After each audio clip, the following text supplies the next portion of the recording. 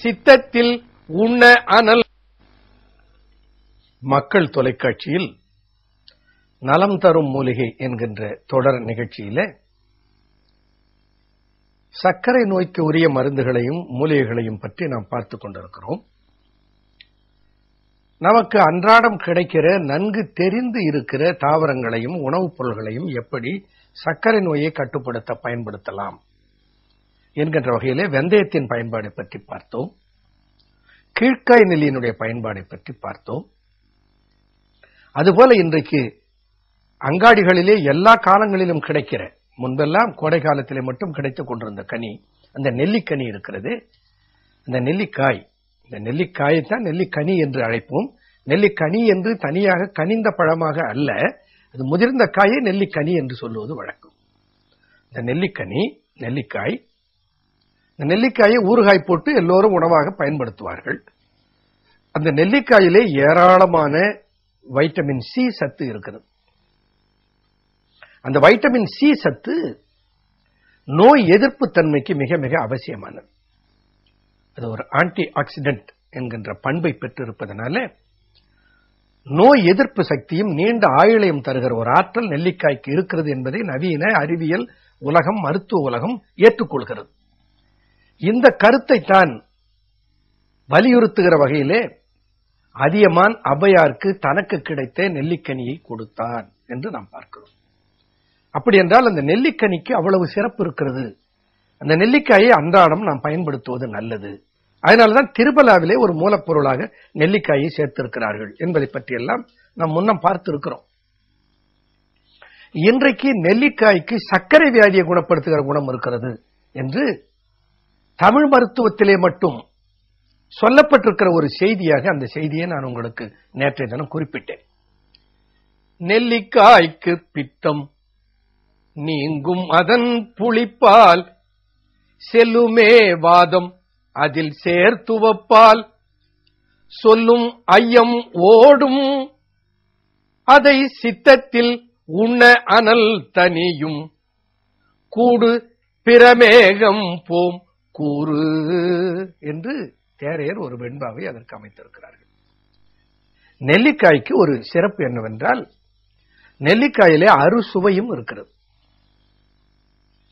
இந்த உவர்ப்பு, துவர்ப்பு, இனிப்பு, கசப்பு, புளிப்பு, கார்ப்பு என்று வகுக்கப்பட்டிருக்கிற 6 சுவை, அறுசுவை உணவு என்று சொல்லுவோம். உணவிலே 6 சுவை சேர்ந்து சாப்பிட்டுக் கொண்டால் அந்த 6 சுவைகளை சார்ந்த தாதுக்கள் உடலுக்கு கிடைக்கிற போது வாதம், பித்தம், கபம் என்கின்ற 3 நாடிகளும் நெறிப்படுத்தப்படும். ஆகையினாலே நோயில்லாத வாழ்வு வாழ முடியும் என்ற அடிப்படை தத்துவத்தை உள்ளடக்கிதான் அறுசுவை உணவு என்று தமிழ் மருத்துவம் கண்டது. அந்த 6 சுவைகளையும் உள்ளடக்கி இருக்கிறது நெல்லிக்காய். நெல்லிக்காயை உண்டு கொஞ்சம் கடித்து சாப்பிட்டு விட்டு தண்ணீர் சாப்பிடுகிற போது அது தோற்பு ருசி தெரியும். அதை சாப்பிட்டு விட்டு தண்ணீர் குடித்தால் இந்த தண்ணீர் இனிக்கும். தோற்பு ருசியும் இருக்கிறது, அதிலே இனிப்பு ருசியும் இருக்கிறது. நெல்லிக்காய், காட்டு நெல்லிக்காயை எடுத்து மென்று பார்த்தால் அதிலே ஒரு சிறு கசப்பும் இருக்கும், ஒரு சிறு கார்ப்பும் இருக்கும், கொஞ்சம் லேசாக புளிப்புத்தன்மையும் இருக்கும். அதில் அருநெல்லிக்காயில் அந்த புளிப்பை நன்றாக உணர முடியும். ஆனால் இந்த பெரிய நெல்லிக்காயில் இருக்கிற புளிப்பு இருக்கிறது, அது மிக அதிகமாக இல்லை என்றாலும் அதில் இருக்கிற புளிப்பு ருசி நமக்கு தெரியும். ஆக புளிப்பு, துவர்ப்பு, உவர்ப்பு, கார்ப்பு, இனிப்பு, கசப்பு என்கின்ற அறுசுவையும் ஒரு சேர கொண்டிருக்கிற ஒரு கனி நெல்லிக்கனி. அதனால்தான் நெல்லிக்காய்க்கு அவ்வளவு சிறப்பு. இந்த நெல்லிக்காய்க்கு பித்தம் நீங்கும். என்ன சொல்லுகிறார், நெல்லிக்காயில இருக்கிற கசப்பு ருசியினாலே பித்தம் கட்டுப்பாட்டுக்கு வரும். நெல்லிக்காய்க்கு பித்தம் நீங்கும் அதன் புளிப்பால், அதிலே புளிப்பு ருசி இருக்கிறது. அந்த புளிப்பு ருசியினாலே வாதம் கட்டுப்படும். அதன் புளிப்பால் செல்லுமே வாதம் அதில் சேர் துவர்ப்பால் சொல்லும் ஐயம், அதில் இருக்கிற தோற்பு ருசியினாலே ஐயம் என்று சொல்லப்படுகிற, கபம் என்று சொல்லப்படுகிற சீதளமாகிய அந்த கப நாடி கட்டுப்பாட்டுக்கு வரும். ஆக நெல்லிக்காய் ஒரு கற்ப மருந்து. அது காயத்தை கல்பமாக்குகிற ஆற்றல் பெற்றது. ஏனென்றால் வாதம், பித்தம், கபம் என்கின்ற 3 நாடிகளையும் நெறிப்படுத்துகிற சரி செய்கிற வல்லமை அந்த நெல்லிக்காய்க்கு இருக்குது.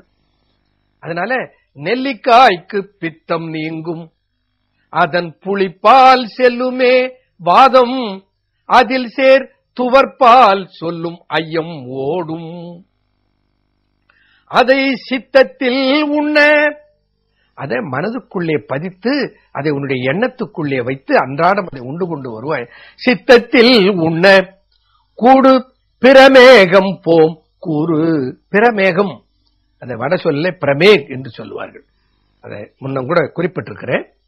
நவீன மருத்துவத்திலே பாலியூரியா சிறுநீர் நீரிழிவு நோய்க்கு ஒரு அறிகுறியாக சொல்லப்படுவது சிறுநீர் பெருக்கும், சிறுநீர் பெருகும், சிறுநீர் அதிகமாக வெளியாகும். அதனால் அதை பாலியூரியா என்று சொல்லுவார்கள். அதைத்தான் தமிழ் மருத்துவத்தில் அதிமூத்திரம் என்று சொல்லுகிறோம்.